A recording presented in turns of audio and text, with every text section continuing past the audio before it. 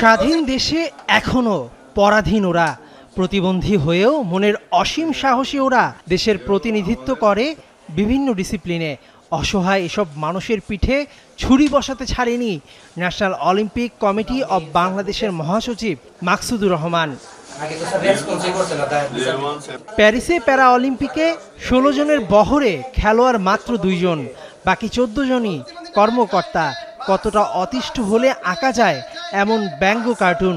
জাতীয় ক্রীড়া পরিষদে প্রতিবন্ধী খেলোয়াড়রা তার শাস্তির সঙ্গে চান পদত্যাগ। রিসেন্টলি হচ্ছে যে প্যারা অলিম্পিক প্যারিসে হচ্ছে, সেখানে বড় একটা দুর্নীতি সে করছে।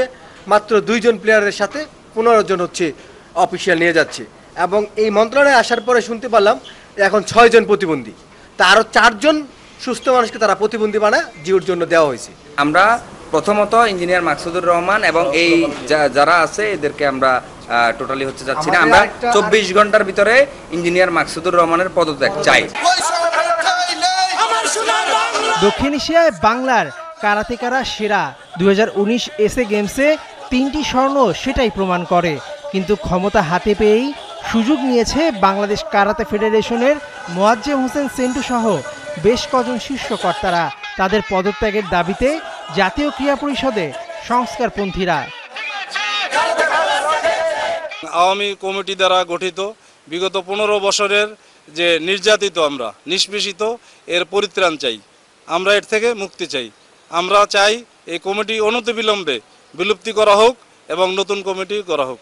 ওদের সিনগুলো তো ভাই আগের থেকে ছিল না। যখন 15 বছর ধরে আছে তখন আমি দেখা যাচ্ছে, আমি যখন ওয়ার্ল্ড কাপে গেছি তাও কিন্তু আমি খেলতে পারি না। আমি ওয়ার্ল্ড কাপে ফ্রান্সে গেছি এই কমিটি থাকতেই, গিয়ে দেখি আমার কোনো রেজিস্ট্রেশন নাম্বারই নাই। তাহলে আমি কিভাবে সিনগুলো আপনি আশা করতে পারেন এই কমিটির থেকে? ক্ষমতার পালা বদলের সুযোগ নিয়ে অনেকেই খালি চেয়ারে বসতে চাচ্ছেন। তারা কি খেলোয়াড়দের স্বার্থ নিয়ে যুদ্ধ করবেন নাকি নিজেদের পেট ভরবেন, সেটাই এখন দেখার অপেক্ষায়। মেহেদী নাইম, একাত্তর।